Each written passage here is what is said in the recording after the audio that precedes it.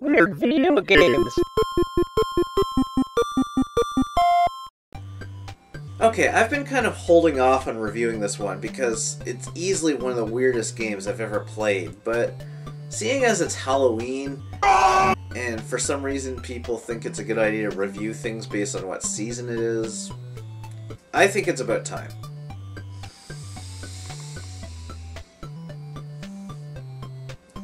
Monster Party. This game is not as obscure as many of the games I review, and I'm sure a lot of you have at least heard of it. I myself played it when I was a kid, and for some reason when you're younger, you just seem to take these things in stride. It never really dawned on me until I got older that this stuff is whacked. It was made by a Japanese developer for American audiences, and released only in North America. I have no idea what happened. It seems they were trying to make a game that appeals to American audiences with horror themes that were popular in the West at the time, but most Westerners who play this game will probably agree that the game is very extremely Japanese. It's just this bizarre mess of cultural influences and weird random stuff that was tossed in for who knows what reason. Okay, so let's say you're a Japanese developer, and you want to make a horror-themed game to appeal to American audiences. What's something that Japanese kids and American kids have in common? Oh, I know. They both like baseball. Let's make the main character a kid with a baseball bat. Okay, so you're walking around with this little baseball bat on a bright grassy field with smiling blocks and happy little trees, and the first enemy is a man that's walking around on fire. This is the very first thing you see in the game. The on fire guy shoots a bar of flame. Or is that lightning? Is this guy on fire, or is he surging with electricity? I don't get it. You can run up and beat the crazy out of him with your bat, or you can calmly deflect a lightning bolt back at him. Yeah, think about that for a second. And what's with these blocks? Did someone paint happy faces on them, or are they alive? No, let's just pretend they're painted on. Maybe that's what passes for graffiti on this planet. Enemy number 2? Pantsless legs sticking up out of the ground. So far, guys, we've been playing for less than a minute. Are you getting a sense of what's in store here? We've barely begun, and a boy is beating a bare butt with a baseball bat. In the background, we have this Nazi cactar thing. I don't know. My friend said it looks like the cactus creatures in the Final Fantasy series. Around this time, you can find a pill lying around, and being a 10-year-old boy, you immediately eat it and then turn into a gargoyle that can shoot laser beams from its face.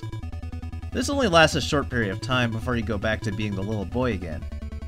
Then, as you venture forth past this gigantic cactus or whatever, suddenly everything changes. Ah! The bad guys corrupted stage 1! And they changed the palette, those monsters! Not sure exactly why the first level is now a horrid wasteland of death, but now we have dogs with human faces running around. Charming! Oh, and a big eyeball inching along by its optic nerves. Okay, now I see the monsters, but still don't see a monster party. And all those happy blocks with faces are now skulls. So, were they living blocks that are now dead? Or is this some otherworld version of the living blocks that have skulls for faces? Is this the outer space monster planet version of Silent Hill? The first boss of this round is a big killer flower that shouts, "Hello, baby!" And then in lieu of biting you or whipping at you with thorned appendages, it shoots bubbles at you. Because Monster Party! You can hit the bubbles back at it with your bat, or you can take gargoyle form and just float up and pelt it with whatever it is you shoot out of your face at point blank. There's also a room where you face a dead spider. Okay, thanks for the heads up there, dead spider. And the last boss of the round is a jack-o'-lantern who asks you not to pick on him.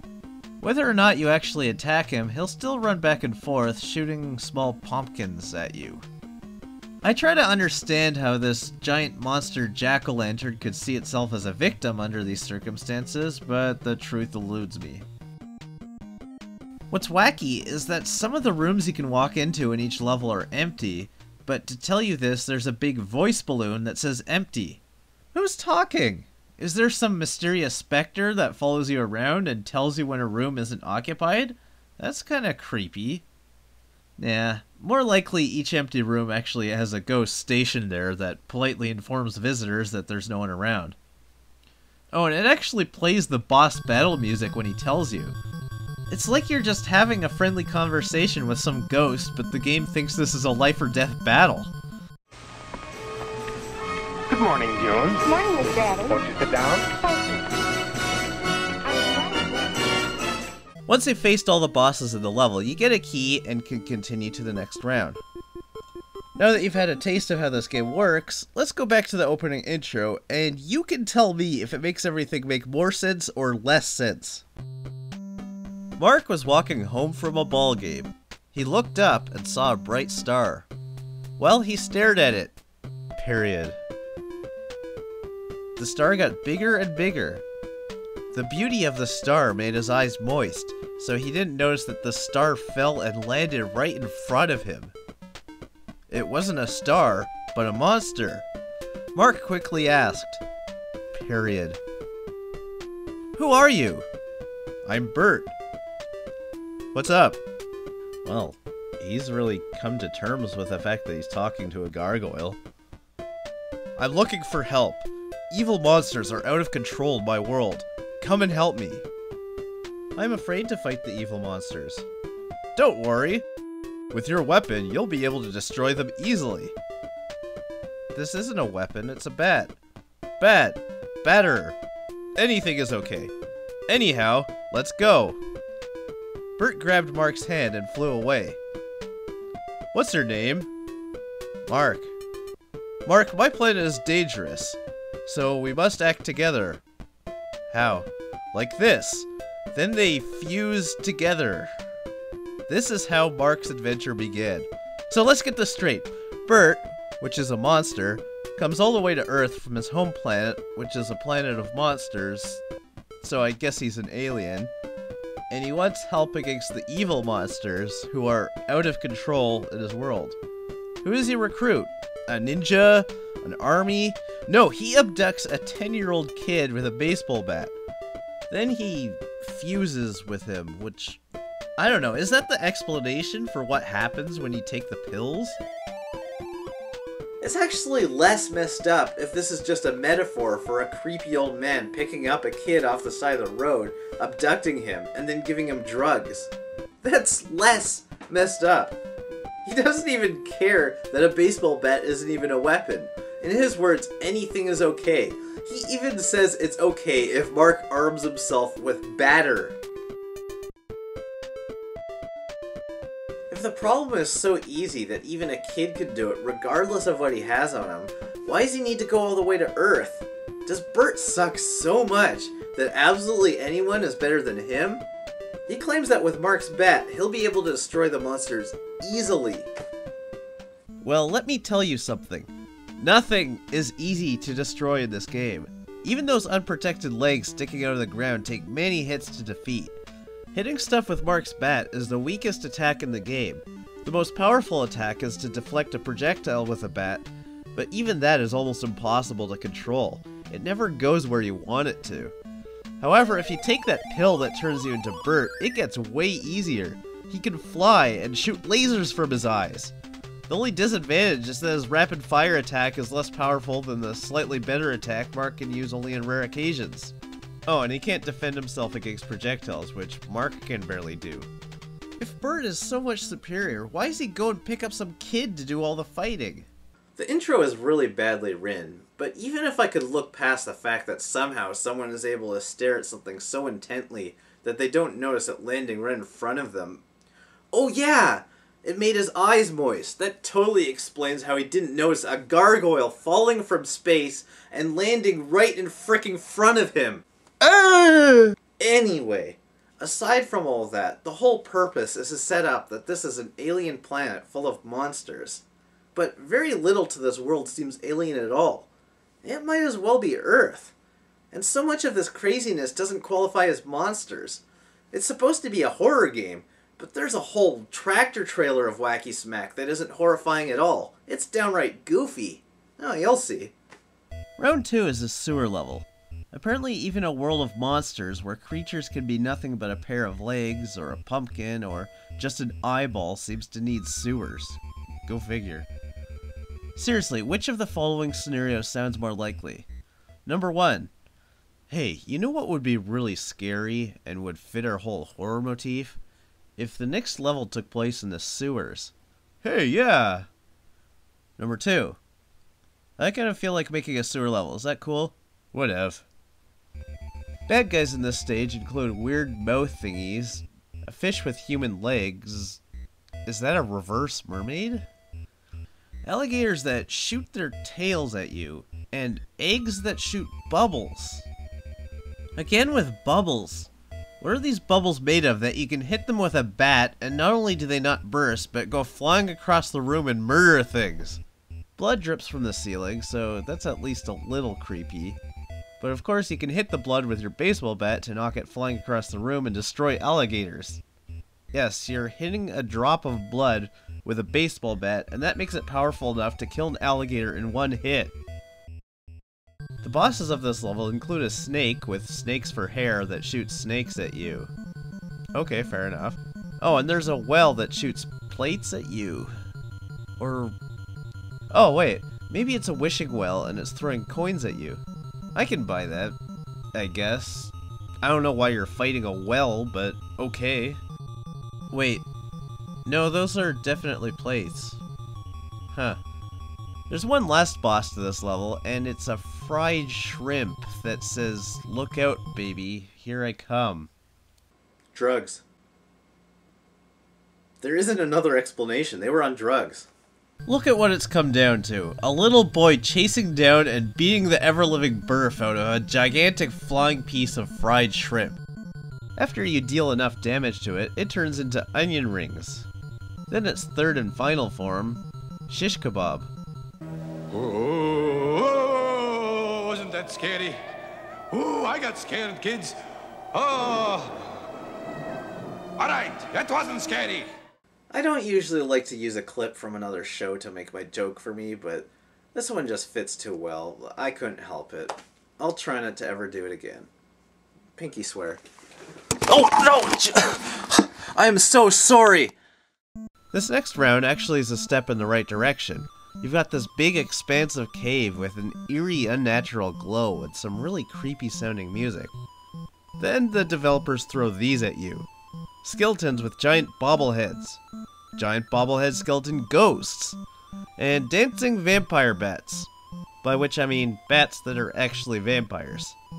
That dance.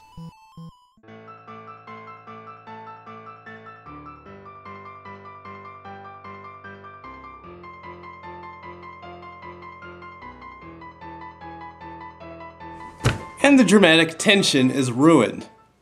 We also have what looks like a bat hanging upside down, until you move closer and then you find out it's actually an umbrella. I don't get it. Is it meant to be a joke? This is supposed to be a scary level. Why would you try to destroy the atmosphere? As for the bosses, how could this game possibly top fried shrimp? Well, I'm not sure it can, but a step in the right direction is this minotaur that can't keep its awful puns to itself. Now, you might be thinking a minotaur is actually a pretty good monster to have to face. No argument, but let me ask you something. If you were making this game, would you think it would be a good idea for him to be bright green and to shout "move it" at you before attacking? If some of you think his horrendous pun isn't that bad an idea, okay, fine. We'll play it like that, jerk. How about if the minotaur shoots tiny cows at you as an attack?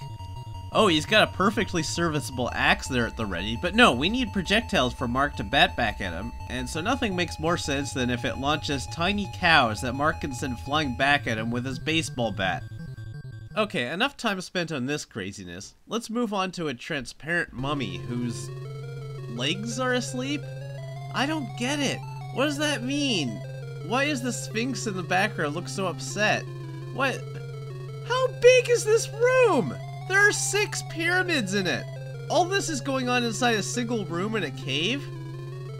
And the final boss of this level is a giant spider that says, "I'll suck all your blood." Sure, if by suck all my blood, you mean run around and shoot the letter X at me. I don't get it. If you want to be consistent, at least have it shoot little spiders. Actually, that would be pretty cool. Think how horrifying that is. A giant spider spawning little baby spiders that jump and crawl around at you. It'd make a lot more sense than a minotaur shooting baby cows out of its face. But instead, it's shooting a letter of the alphabet. Ow, my logic! Okay, let's move on to round 4 before I have a brain attack. This one has an ancient Egyptian theme. So, okay, now an alien planet has Egypt on it? The enemies here are actually somewhat normal, including alligators that don't shoot their tail at you this time, some snakes, some scorpions that shoot plasma at you. Real scorpions do that, right? And these funny blocks that you can't kill but you can wound, and hurt you if you touch them. Yeah, that's normal, I guess. It sure isn't talking shrimp. Bosses here include a walking suit of samurai armor in ancient Egypt. He says, I am a slowpoke, like this is some kind of taunt. I don't really know. The next boss is a cute cat. Come on, you guys aren't even trying! That intro they created really implies that this is all one coherent story, but it seems obvious to me these guys just made up stuff as they went along, and then later tried to pass it off like it was all extremely intentional. So, yeah, this is pretty much the Battlestar Galactica of weird Japanese things. Okay, maybe you don't think a cute cat is that random. It's ancient Egypt, and they worshipped cats. It even hurls these tiny kittens at you. Wait, does that make more sense or less sense? Are they kittens? They look like troll dolls. Or the Bride of Frankenstein. Okay, but still, let's pretend this makes sense. So tell me how you explain the fact that the next boss is a giant punk rocker. Japan, what is your deal? Of all the settings in this game, ancient Egypt is the one place that you're least likely gonna find a place to plug in your amp. Which kinda looks like a washing machine. No, I just can't get past why they decided to put a big mohawk dude with sunglasses shooting notes out of a guitar and a little boy into a horror video game. What was the collective population of Japan smoking, and how did it all seep into this one developer's office and turn the entire thing into one big hotbox? And don't bother trying to understand why a mummy makes an inappropriate boss for an Egyptian setting, but a gigantic punk rocker does not. The question is an abyss you should not be staring into. And so ends the normal level. So to recap, the normal level takes place in Egypt, but on an alien monster space planet with giant kitty cats and punk rockers. Just so we're on the same page. Round 5 seems to be much more relaxed. You're out on a lake or something, and a few dozen Loch Ness monsters are swimming by, craning their necks at you. But I don't know, they actually look kind of friendly.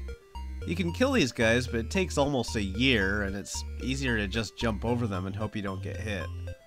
The next enemy is the most vicious shark the high seas have ever seen. And we have a fish skeleton.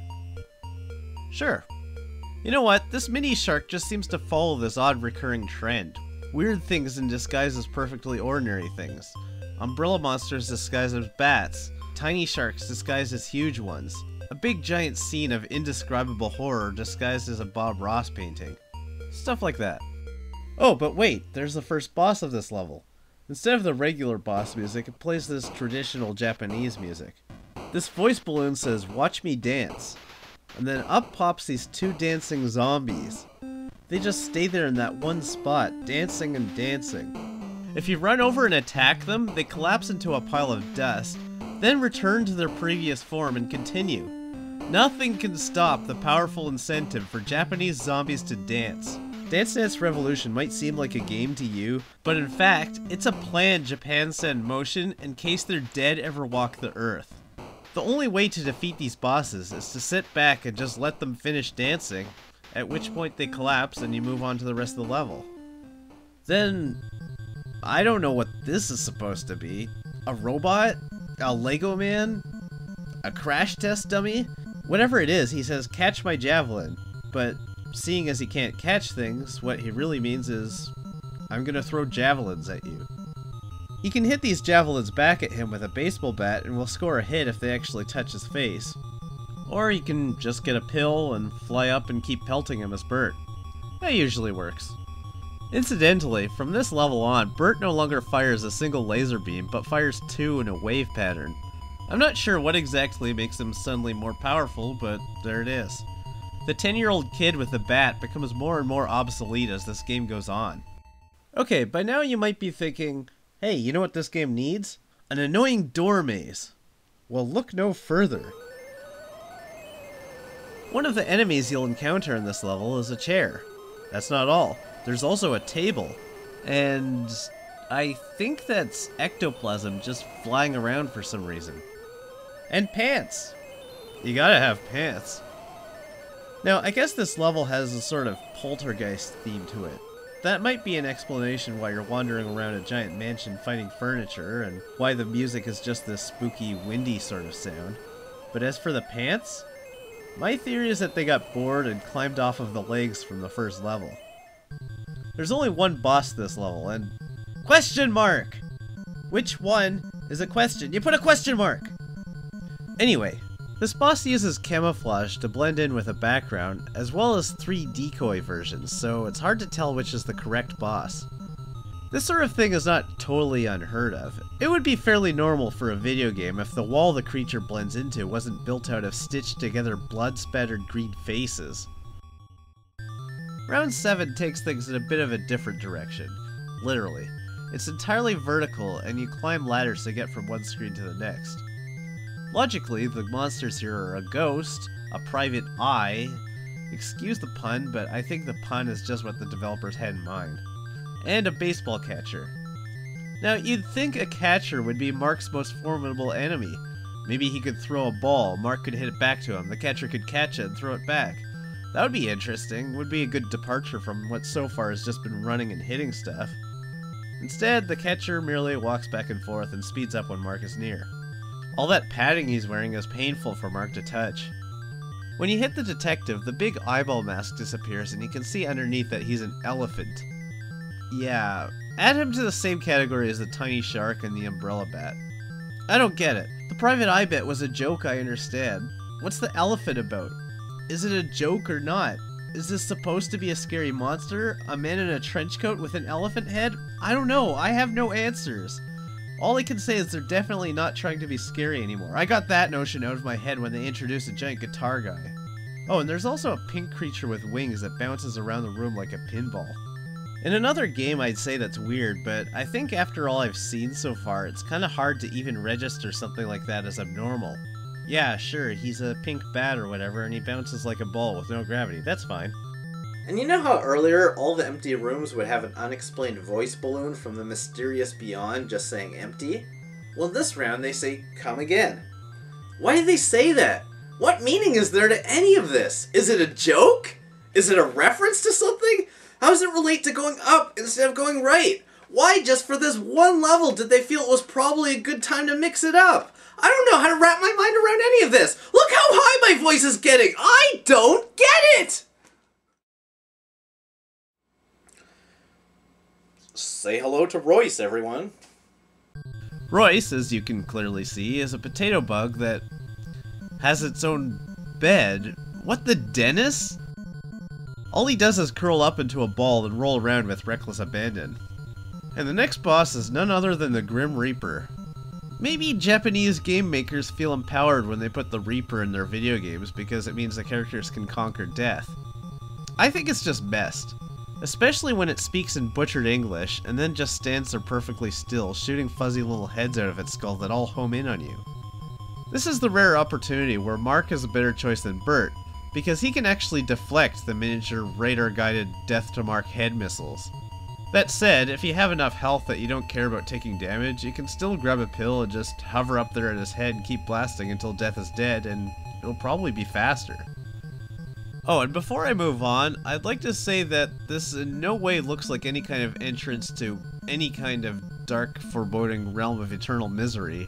It looks like the wall is paved with microchips. It isn't even an entrance to anything, it's just an empty room. After you beat the Reaper, you go back to the main level and continue on like usual. Oh hey, remember that spider earlier that said he'd suck all your blood and then shot the letter X at you instead? Yeah, he's back. Why does he say he'll suck your blood again? He clearly didn't do it the first time. Mark's standing there, right there, perfectly alive and well, and with blood in his veins, unsucked. Most strangely, the developers felt it would be appropriate to recycle the same monster, but to give it a touch of uniqueness, they put a big slab on its back that says 2 in Roman numerals, just so you don't think it's the same monster. Yeah, that's great. So if it's a totally different spider, that's another reason why he shouldn't be saying, "I'll suck all your blood again." There's actually 2 reasons why that one word doesn't make sense. That's a 2-to-1 nonsense to word ratio. How is that possible? Oh, and FYI, if you plan on playing this, don't fight this guy, because if you beat him, you lose your key and can't beat the level. No, I'm serious. Anyway, round 8. If you know your Nintendo games, level 8 is always the last level.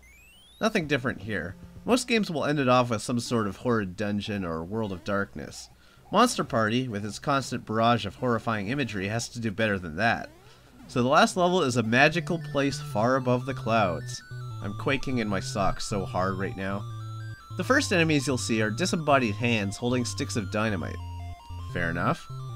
Or else they're dynamite floating on clouds. It's hard to tell. They fly directly at you and explode. If you hit them with your bat, they still explode, but the explosion only hurts you if they do it. It's video game logic. We'll pretend it makes sense. Just like we did when what's-her-name from Bewitched had the vast power to change the entire fabric of reality by twitching her nose, but was powerless to stop Hollywood from making a movie adaptation of her show starring Will Ferrell. Oh, we also have what's-her-name from Bewitched. You also get to fight constellations. You know, just in case you ever said to yourself, how come I've never played a video game where I get to fight Orion's belt? The first boss of this level... Okay, no, seriously? Why is everyone calling me baby? Are they trying to be hip? Are they trying to hit on me? Are they saying that I'm a pathetic little baby? Are they auditioning for Lipton Brisk iced tea commercials? Balboa needs a miracle! Yo, that's Brisk, baby. And then, what in the gallstones and Ernest Borgnine's diarrhea? Okay, now you fight this thing. I have no idea what that is supposed to be. It shoots stuff at you. Well, at least it's very clearly a monster. The next boss says, "Oh boy, Mark's soup." Hold on. My brain is firing off a frigillion synapses at once here. Let me try to break this down. Number 1. This boss appears to be the severed head of a sphinx that races around spring blood. Number 2. This is now the second Egyptian-themed boss, and neither of them is in the Egyptian-themed level. Number 3. Apparently he wants to eat you. No, he doesn't just want to eat you, he wants to make soup out of you. Number 4. He doesn't seem to want human soup. No, he has that extra special craving to eat soup made out of one very specific person who he knows by name. Does this mean that Mark is famous? Hold on, I need to make this a separate thought. Number 5. Is Mark famous? I guess that makes sense because he's gone through this whole world fighting monsters. So why has no one ever really acknowledged him before? They keep calling him baby and yelling out non sequiturs like, "I am a slowpoke, my legs are asleep," and "I'm Royce." Number 6. If Mark isn't famous, does this Sphinx guy have some kind of cosmic awareness? I somehow doubt that because he does nothing but run back and forth, bashing his head into walls. Number 7. Even if you come in as Bert, he still calls you Mark. All the boss entrances are inside temples or other buildings that seem to represent several different major religions. Let's try to find some semblance of sense here. Okay, this looks like a snake, and it's inside a church. Maybe it alludes to the serpent in the Garden of Eden, so maybe it's a manifestation of the Christian mentality of pure evil. This guy is inside that. And the Sphinx head is inside a Shinto temple. Well, I tried. So finally, after you vanquish all these weirdos, we come to the final confrontation with the end boss, which is... a big face. You beat everybody! Beat me and you can leave! Come and die! In one sentence, he's telling you he'll let you leave if you can beat him, but then immediately says that he's going to kill you. Is this a fight to the death between bitter enemies, or is it a battle of honor between two worthy adversaries? Can the game not keep it consistent between two sentences, or is it just the mutterings of a crazy bipolar mood-swinging giant monster face? Why do you need his permission to leave anyway? Mark isn't marooned on the planet. He volunteered to come here and fight monsters. He can leave whenever he wants, can't he? In fact, why doesn't he? By now he's vanquished a lot of monsters. What's the worst that can happen if he lets this thing be? It's just a giant head and it's trapped inside a big room. Sure, it can menace anyone who goes all the way up into the clouds and walks into this one door, but if you're willing to do all that and don't stop even as you wander into a flesh-colored building full of eyes, I think you probably should know better than to not expect trouble. The boss shoots eyeballs at you. Man, what is up with these games where eyeballs are used as a projectile? And you must deflect them with your bat and shoot them into his nose. Is that what normally happens? I've lost all concept of ordinary since I started playing this. Alright, now on to the thrilling conclusion to the story, which may as well have been written by a grade 2 student and ran through spell check. Mark destroyed the monsters. Exciting climax! Bert gave him a gift. And Mark went home. What, is this story being told in point form? He excitedly opened the box. Why did he wait until he got home before he opened the box? How did he get home anyway? Did Bert fly him back to Earth, or did he just say, "Here's a gift, kid," and then let him find his own way across the galaxy? A beautiful princess came out.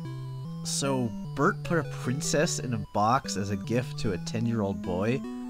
See, this is why you don't go on exciting space adventures with strange men, kids. But suddenly, the princess became a monster, and more monsters followed her.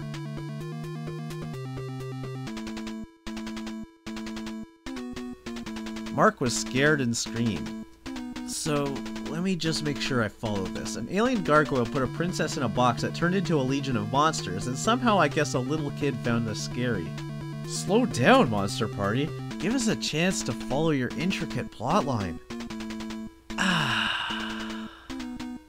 I'm sorry, whenever I see a scream spelled with an A and just a bunch of H's, it looks more like they're sighing. Mark was awakened by his mom. "You'll be late." It was a dream. "I'm leaving." Mark opened the door. Bert was there. He whispered to Mark, "Period. Let's go again." So ends Monster Party. There you have it, ladies and gentlemen. Good luck sleeping tonight.